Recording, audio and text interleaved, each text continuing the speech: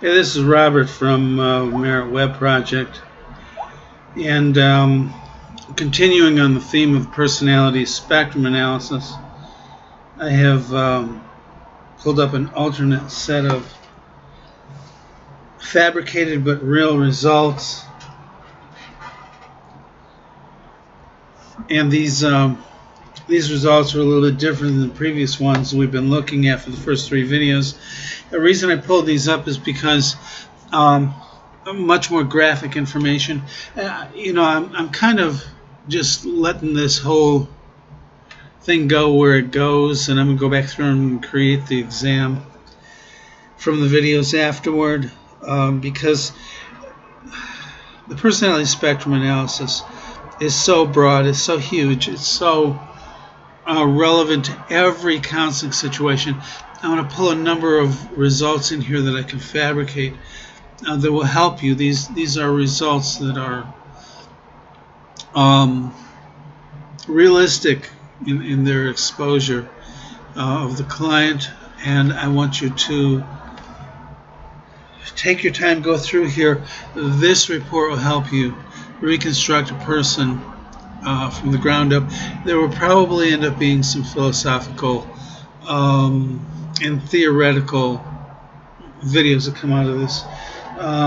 So I'm just going to let these go to about 15 minutes, 18 minutes at the most, and we're gonna call it done. I don't have a set agenda for each one, except that I know where I need to go in the end. I know what I need to do to call it done when I'm complete here with my analysis of this whole thing. This one is radically different than the others, or than the last one we saw. You see, yellow again is maladaptation. Construct score, optimal scores are blue and red. The first thing you should do when you encounter this screen is look for this construct. If you click on it, it's going to highlight it, but I mean, you can see it as yellow.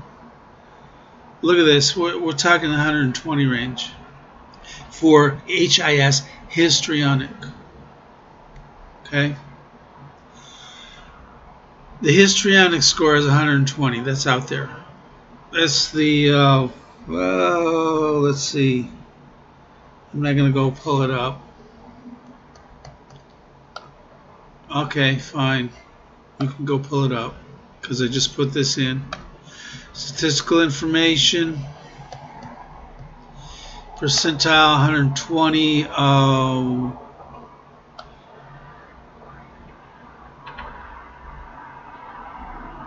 120. See, now you can do this stuff yourself. 120. 88. 88% of all people score below this score. Okay? 88% of all people score below the score. 12 people score in this range. We get a high score here. Okay? You can do that. You just saw me do it. You do it. Follow me.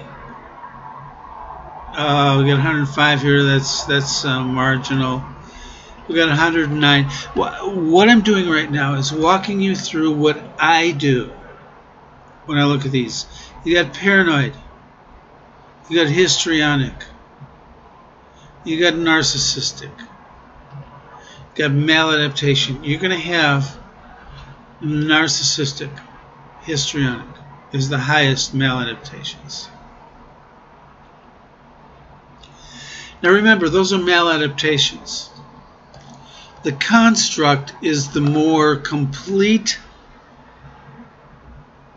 stabilized personality score. It doesn't mean it's good, because in this case, you've got a histrionic construct of 116.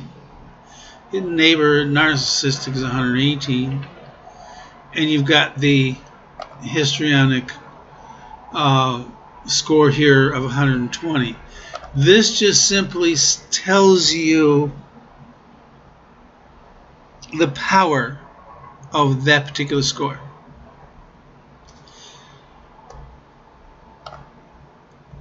We'll get into the construct again a little later.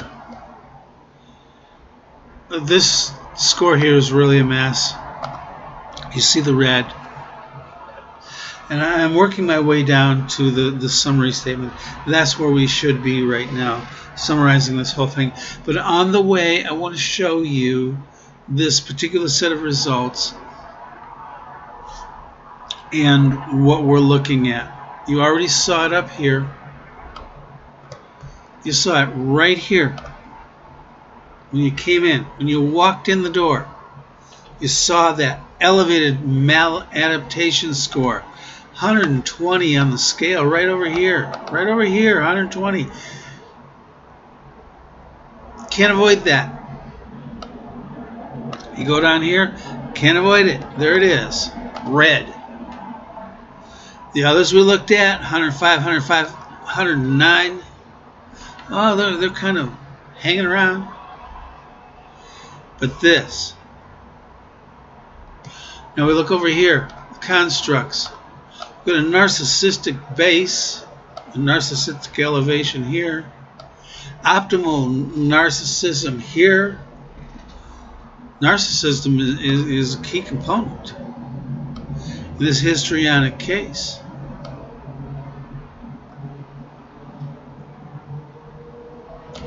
Obsessive compulsive, same thing. You got all three of them scored. The construct is the foundation of the personality, whether it's optimal in its focus or maladaptive in its focus. Maladaptive means it's going to be throwing bad stuff out. The person is going to be acting inappropriately, behaving inappropriately, thinking inappropriately, relating inappropriately. Optimal, they're doing the best they can in that construct. We'll get to optimal. We will get there.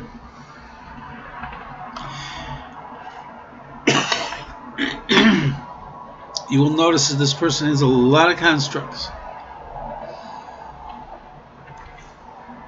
Constructs, no score here is good. No score is a friend of the client. Well, no, let me say this. The score that is a friend of a client is a white score. If it's blue, if it's yellow, if it's red, it's not a good score. It's indicating that there is an elevation in that particular personality trait. Any elevation in any personality trait means that a person is favoring those negative personality traits, whether it's optimal or maladaptive. Optimal means doing the best they can with something that is maladaptive.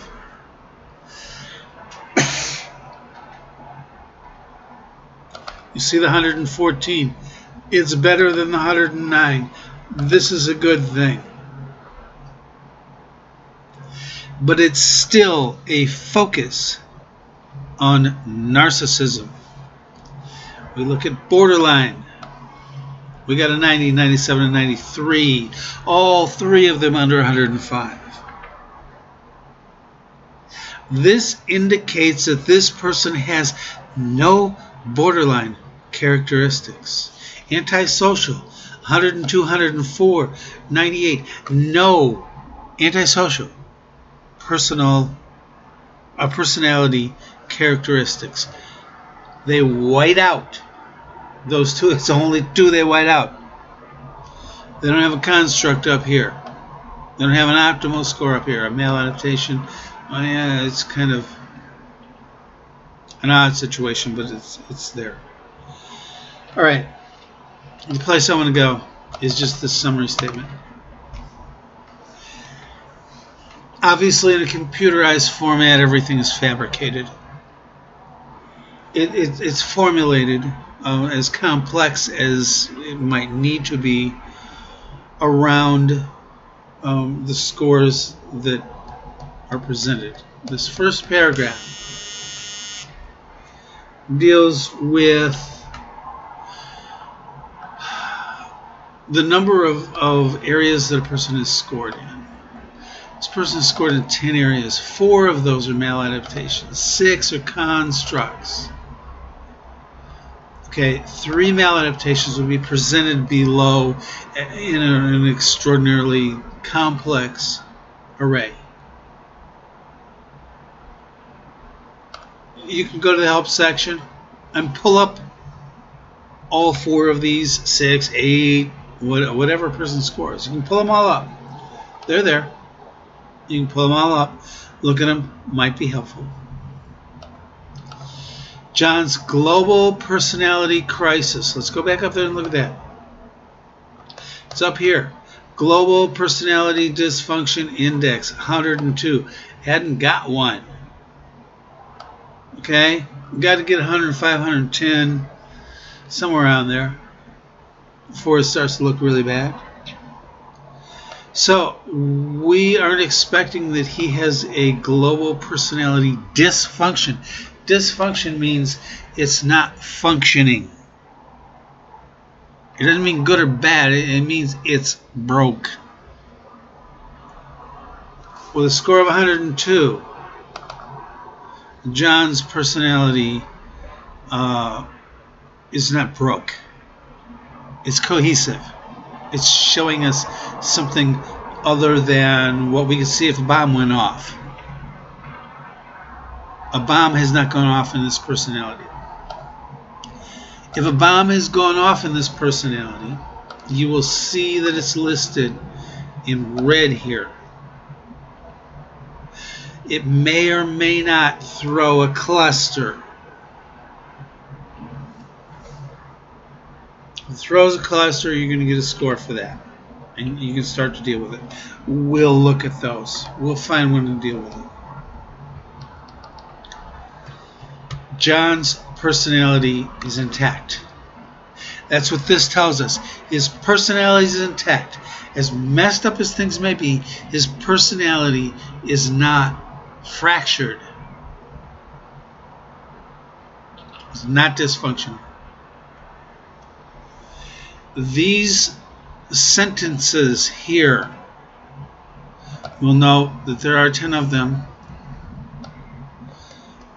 are related to these 10 throws right here. These are the elevations in either the construct or the maladaptation and construct are both going to be presented here, irregardless. This will give you a generalized picture of where this person's brain is and how they relate to the world and to themselves. It may make no sense to you. Well, guess what? That's why they're in your counseling office. Because things are a little mixed up.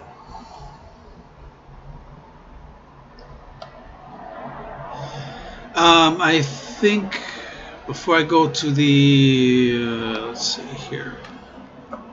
No, I'm going to do this. The dual construct score.